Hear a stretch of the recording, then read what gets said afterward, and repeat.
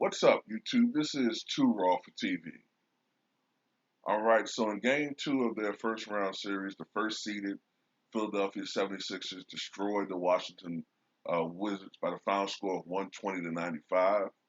The Sixers are just too deep for Washington, okay? They had five guys in double figures.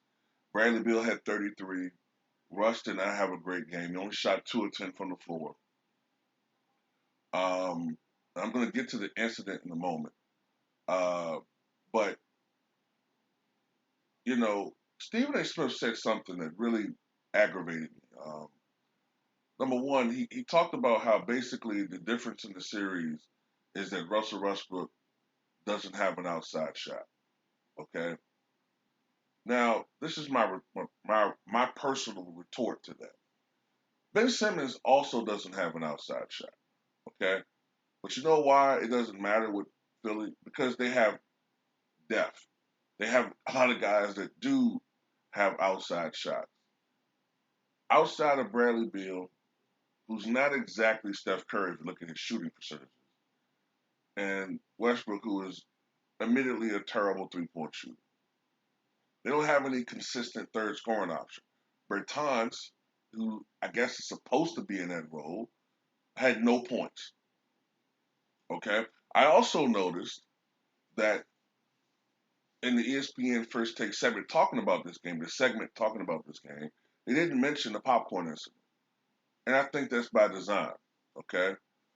Stephen A. Smith obviously does not like Russell Westbrook for whatever reason, and he doesn't want to do anything to elicit sympathy for Westbrook and also put the media up for scrutiny. Because as we all know, uh, the media, a lot of people in the media, you're talking about, Colin Cowherd, for example, Stephen A. Smith is another one. There are others as well. They love to criticize Russell Westbrook to a point where it's going beyond basketball. And this is what Kwame Brown was talking about. It's okay to criticize a player for a bad night. I would have had no problems if these guys were criticizing him for his overall play in a night on a particular performance. But when you criticize a guy and find some type of way to criticize a player after he has a historic performance or a historic stretch, yeah, then it becomes something more. And that's exactly what the fuck Kwame Brown's talking about. And that's exactly what we've been talking about. Okay? You are a fucking hater, Stephen A. Smith. Okay? An extreme fucking hater. At least I admit to being a Tom Brady hater. You disingenuous fat fucking moon pie face bitch. Okay? Now, if you're not aware, Russell Westbrook got he twisted his ankle late in the game, and as he was exiting, a racist fan, and yes, I know in my bones the fan is white, empty popcorn on Russell Westbrook. Russell Westbrook went ballistic as anybody would because that's assault, and he had to be restrained by security. The fans pointed out the racist prick, and he was escorted from the building. He should be banned. Now, if we think about it, Russell Westbrook has been involved in what, three or four of these different instances? One in Philly before, if I'm not mistaken, with some fat piece of shit. Remember that one? And I know it was another incident when he was playing in Utah where the fan said something to the effect of, this was years ago, I have you on your knees. Then there's been other various instances where he's gotten into it with fans in the sidelines, saying shit to him, often racially charged rhetoric, right? Have you noticed that in all these instances, right, when they talk about it, they're not being 100 about it. They'll say something like, well, these fans are just, they're just individual idiots. They're just individual idiots that, in the long run, hey, you're going to have an idiot. He's just a moron, blah, blah, blah, right? I watched, not to inject politics into this, but it's apropos. I watched over the last several months, right, certain forces out there try to pin anti-Asian hate on black people. And the reason why they did this was strategic. That's the one thing that's going to get you bipartisan support for anything in this country. Number one, on the right, we all know they're not too fond of us darkies. Okay? So anything that can uh, keep America's collective foot on our throats, and I didn't, say that on purpose, being George Floyd anniversary yesterday, they'll do it. On the left,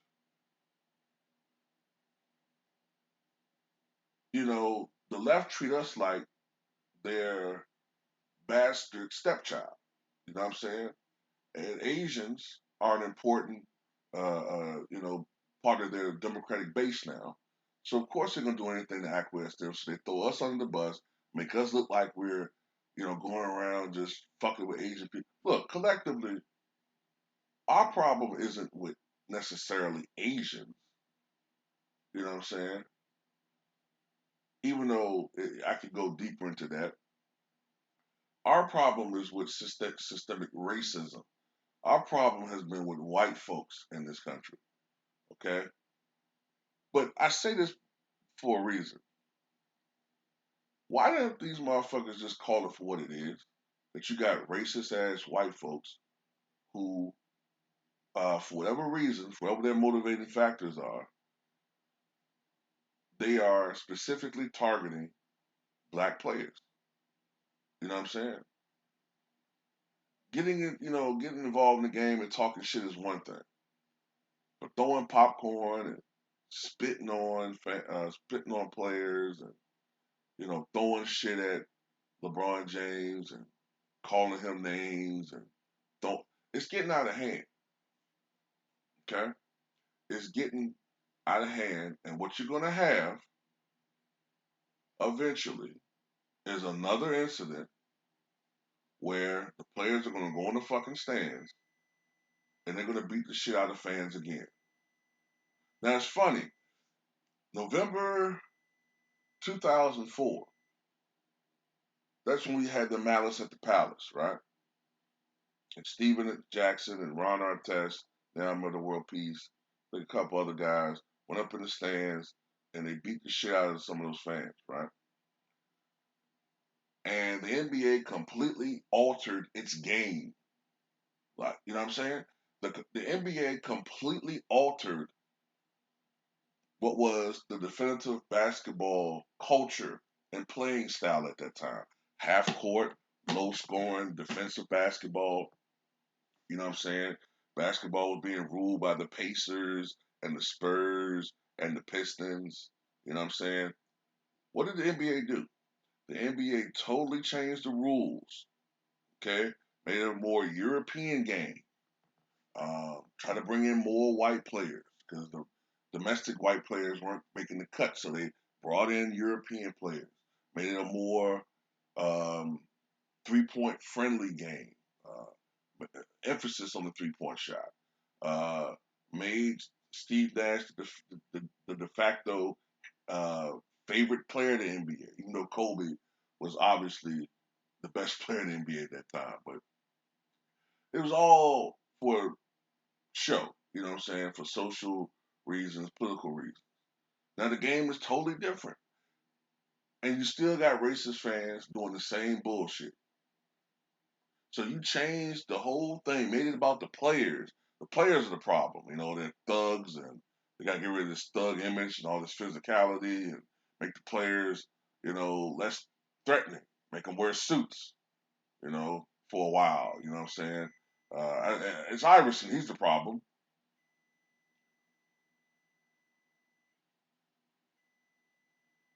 And, you've pretty much altered it so that Now all of a sudden these players wear the most, to me, effeminate shit that you can think of. You know, now a lot of these guys look at themselves as artistes and all this type shit. You know, the image is kind of different now. You know, pretty boy ass motherfuckers. But you still got the same problem. You still got the same shit going on with these racist motherfuckers. Call it for what it is. You got racist motherfuckers targeting black athletes, probably because they're making way more money than they are. They probably look. I can profile all these motherfuckers, man. For the most part, most of these racist motherfuckers, they aren't happy with themselves. They aren't happy with, their personal lives. They probably done had a girlfriend that done cheated on them with a black dude. You know what I'm saying? They probably got beat up in school by black people. You know what I'm saying? So they got this vendetta against black people. Yeah, look, man. They listen to Fox News all fucking day. You know what I'm saying? Um, they be on all these alt right websites and all this fucking shit. That it, it is. You know what I'm saying? It is what it is. At the end of the day, the NBA needs to do a better job protecting their players. Okay, I know that they want to make it more fan friendly and all this type of shit, but we're in a different world than we once were. Okay, I know that people want to come back to the games. I know that 98% of the fans are decent, um, but we got to protect the players in the same manner that the owners are protected. You notice the owners aren't sitting courtside. The owners have a booth up top. A lot of times the fucking glass is bulletproof and they in their safety. You know what I'm saying? Over top everything. The players are right down the court. They're right by the fans. Okay? Too many of these fucking fans think because they buy a ticket, they have the right to do whatever the fuck they want to do. You know what I'm saying? Because a fan buys a ticket, he somehow thinks that he uh, semi owns the player. These are the same motherfuckers that say some shit like, well, I buy a ticket and I buy popcorn and, I'm helping to pay for his salary. Nah, motherfucker, you're helping to pay for that building, okay, being in operation. You know what I'm saying? That's how you should look at it. Why is it that your mind feel like you buying a slave or some shit? You racist piece of fucking shit. But the media play a big role in all this shit, man. The media plays a big role in this constant demonization of guys like Russell Westbrook and Kyrie Irving, always constantly antagonizing them, always making them seem like they're the villain, they're a bad guy, and you send out the message that it's okay to uh, hate on this guy. It's okay. He's a bad guy. It's the same thing that you see in politics, but they're they're introducing it in sports. In politics, there's A team and a B team. Okay, one side feel like it's okay to demonize the other side. Those who are mindless zombies to that shit feel like, hey, it's okay for me to shit on this guy because my team says so. And then you're seeing that in sports. I'm not saying you didn't have incidences in sports before. Yeah, Philly has a bad reputation when it comes to their fans. They once booed Santa Claus, okay? But it's becoming more vile to throw popcorn on someone, which is eerily similar to what happened in Malice at the Palace, is very disrespectful. If the Trey Young thing is true, to spit on another human being is one of the most vile, disgusting, despicable, and downright insulting thing that you could do.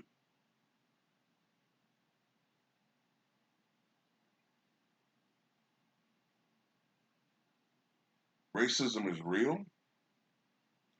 They're targeting these players, and the NBA is trying to downplay it. And one of these fucking days, a player is going to go into the stands and beat the shit out of one of these fucking fans, and I'm going to laugh and clap my ass off when it happens. Because the NBA needs to do better in stopping this shit. But of course, when the player does it, oh, everybody's going to shit on him. He should have shown restraint. He should have did this. He should have done that. He should have done this. He should have been the bigger man and walked away. He should have done that. But funny, nobody says George Zimmerman should have did that. George Zimmerman follows a guy, but everything gets spent around with that one. Well, look, this is a guy that's tired of the shit. He couldn't deal with it anymore. Uh, you know, he was, provoked by, the fact that there had been robberies in the area, and he did what any law-abiding citizen. Man, fuck y'all, man. You know what I'm saying? Whatever suits your agenda, you'll spin it that way. So I'm spinning it like this. The next time something happened to Russell Westbrook and he knocked that motherfucker the fuck out, um, I'm gonna applaud. And I'm gonna fucking protect Russell Westbrook and I'm gonna applaud him and approve of what he does. I don't give a fuck what nobody thinks. Because I'm sick of this shit. I'm sick of these players, all of them. The incident with DeMarcus Cousins, when a Boston fan called him a nigger. Okay, why don't the NBA call it for what the fuck it is? Call it for what it is.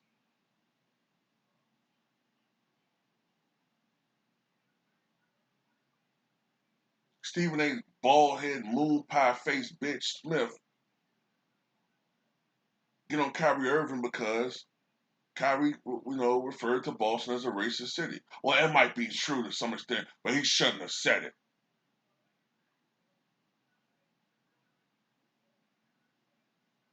Uh, well, let's look at the facts here. Bill Russell, when he played, was delivering championships and was the cornerstone of a dynasty, the greatest dynasty in NBA history, by the way. But you had fans who were desecrating his lawn by burning crosses. Mind you, we're not in Alabama or Louisiana or Florida or South Carolina. We're in Boston. Why are they burning crosses? Right? You had fans breaking into his home, defecating in his bed. Why? Usually because of jealousy. How could this nigger make more money than me? This nigger shouldn't be living here. This nigger should be somewhere shining shoes. He's only making money because he's a big nigger. If I was 6'9", I'd be. It's not like he has mental skill. Man, fuck these people, man. Talk about guys like JoJo White. You know what I'm saying? Who never got their just due for those championship runs in the '70s. You know what I'm saying? And the fans saying racist shit to them, even though they're on the fucking team. You know what I'm saying? So Kyrie Irving has every fucking right to talk about Boston and how racist that fucking city is. And I can communicate with people, black and white. Okay? Yeah, Too Raw for TV has white subscribers, and they all tell me that yes, there's a great deal of racism in Boston. I got New England Patriots supporters. They're on my channel, even though they know I don't fuck with fucking Tom Brady, and they tell me how racist that area is. So Stephen A. Smith, take your shuffling, scuffling, you know what I'm saying, Daffy Duck tap dancing ass somewhere else. Fucking coon. Shout out to Russell Westbrook, Trae Young.